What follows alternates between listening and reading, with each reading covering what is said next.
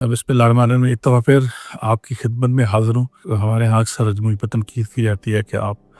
दोस्त अहबाब भी कहते हैं जी कि आपकी कुछ चीज़ें जो हैं वो आपकी जो पॉलिटिकल एफिलिएशन है उनके अगेंस्ट भी आप बातें करते हैं, जो कि एक नॉर्मली हमारे यहाँ रवाज नहीं है। तो भाई मैं उनके ख़िलाफ़ बात नहीं करता। मैं समझता हूँ कि दयानतदार तज़िया जो है वो ही असल वफ़ादारी होती है कि आप अपने जो चाहे आपकी वो सियासी जमात हो, चाहे आपकी वो लीडरशिप हो, उनसे मोहब्बत का मतलब ये नहीं होता कि आप खामोश रहें, चुप रहें और मसाइल की निशानदेही ना करें, बल्कि असल जो है वो लॉयल्टी ये है अपने आप के साथ भी, मुल्क के साथ भी और अपनी पसंदीदा किसी सियासी जमात के साथ भी कि आप उनको हकायक बताएं ताकि उनका जो मसाइल हैं वो डिनाइल से निकल के उनका सोल्यूशन कर सकें। पाकिस्तान में सब कुछ जो है ना वो ये नहीं मैं कहता कि यहाँ अपॉर्चुनिटीज़ नहीं है। अभी दो मैं आज अपॉर्चुनिटीज़ के ऊपर ही बात करूँगा कि दो अच्छी अपॉर्चुनिटीज़ जो हैं वो पाकिस्तान के अंदर उनके चांसेस बने हैं और मैं ये समझता हूँ कि उसके ऊपर पाकिस्तान को अगर वो इस अपॉर्चुनिटी को मिस ना करे,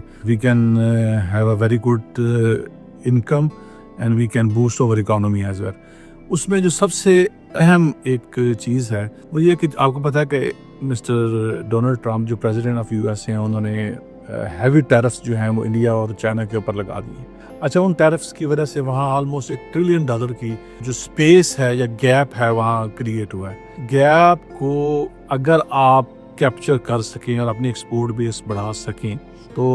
आपके लिए आपके पास ज़रिए मुबादला भी आएगा और आप जो है वो अपनी इकानमी को और अपने इंडस्ट्रियलाइजेशन को ठीक कर सकेंगे। इसके रास्ते में सबसे बड़ी रुकावट ये है कि सिर्फ 19% टैरिफ है, लेकिन इसके बावजूद हम दुनिया के बाकी ममालिक को कम्पीट इसलिए नहीं कर पा रहे कि हमारे यहाँ एनर्जी और पावर की क्राइसिस जो है, ये पावर प्राइसेस जो है वो बहुत हाई है। अगरचे हम इंडिया से हमारे यहाँ जो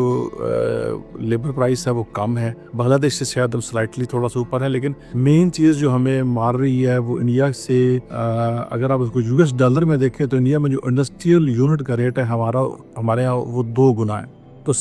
हमारे पास इस वक्त अपॉर्चुनिटी ये क्रिएट हुई है कि हमारे पास जो एक्स्ट्रा एनर्जी है जिसको हम यूटिलाइज नहीं कर पा रहे, जिसकी वजह से वो हम पे फिक्स चार्जेस और आईपीपीपी की जो हमारे पर पेमेंट्स हैं उनका दबाव है, तो हम उनको ऑब्वियसली वो भी सारा यूनिट के अंदर एक्यूमुलेट करते हैं। उससे भी छुटकारा मिल जाएगा और पाकिस्तान में इंडस्ट्रियलाइजेशन भी होगी कि हम चाइनीज़ कंपनीज को पाकिस्तान में इनवाइट करें, क्योंकि चाइना अब जो है डायरेक्ट वो अमेरिका को एक्सपोर्ट नहीं कर सकता, उनके ऊपर टैरिफ है। आप उनको उनकी जेवीज जो हैं या जॉइंट वेंचर्स जो हैं वो लोकल ग्रुप्स के साथ बनाएं और उन लोकल ग्रुप्स को ही फसाड पर रखा जाए ताकि वो जो एक्सपोर्ट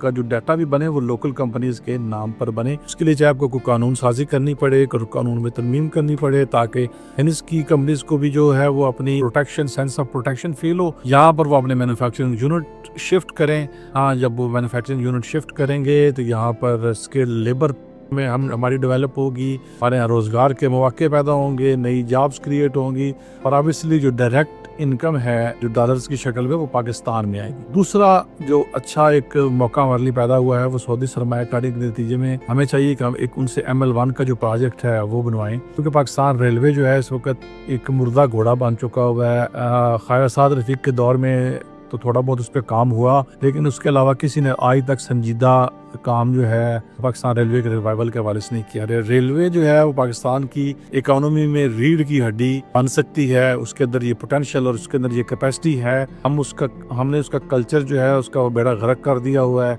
उसके ऊपर बहुत अच्छे प्रपोजल्स मौजूद हैं, उस पर बहुत अच्छा काम हो सकता है। अब असल चीज़ तो है कि विल ऑफ द स्टेट क्या है, जो इस वक्त करंटली सलाम दुआ जिन लोगों से है या रेलवे में कुछ लोगों को मैं जानता हूँ, उनसे डिस्कस भी करता रहता हूँ, ऑब्जर्व भी करता हूँ, पढ़ता भी रहता हूँ। करंटली जो इस वक्त हमारे मिनिस्टर हैं रेल के, उन्होंने जिस किस्म की टीम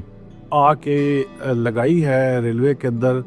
उससे तो उनकी इंटेंशंस का कुछ और ही इजहार होता है। वो ये उससे ये कहीं भी नज़र नहीं आता कि वो रेलवे को बेहतर करना चाहते हैं। उनकी इंटेंशंस जो हैं वो कहीं मिसप्लेस्ड हैं और मुझे समझ नहीं आ रही कि वो क्या करना चाह रहे हैं, क्योंकि एक दो लोगों को तो ऐसे लोगों को भी उन्होंने अच्छी पोस्टिंग्स के ऊपर लगाया है जिनकी माजी में ऑडियो कॉल्स जो हैं वो लीक हुई हैं पैसे मांगते हुए। अब इस पर भी अगर कोई नाराज़ होता है तो भी हो जाए, लेकिन पाकिस्तान पहले है, पाकिस्तान की आवाम पहले है, बाकी तमाम चीज़ें जो हैं उसके बाद है।